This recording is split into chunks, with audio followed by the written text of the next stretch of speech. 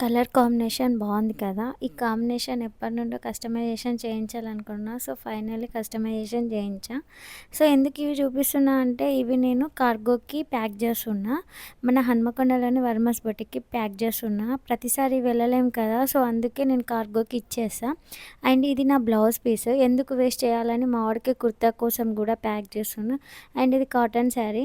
Summer అంతా అయిపోయింది. దీన్నైతే style చేయలే. సో, అందుకే దీన్ని ఏమైనా డిఫరెంట్‌గా ట్రై చేద్దామని పంపించేస్తున్నా. నా ఐడియాస్‌కి తగ్గట్టు అక్క కూడా ఏదో ఒకటి ప్లాన్ చేస్తది. ఇవన్నీ ప్యాక్ చేసి పెడుతున్నా. ఈ ప్లెయిన్ క్లాత్‌ని మా వాడికి సూట్ అనుకుంటున్నా. పెయింటింగ్ ఏయించి ఎలా ఉంటదో చూడాలి.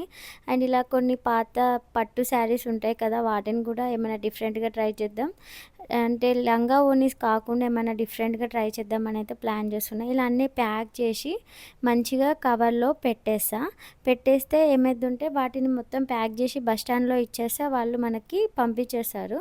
ఇవి నేను ముందు పంపించినవి. అవి నాకు మళ్ళీ అక్క కార్గోకి ఏసేసింది.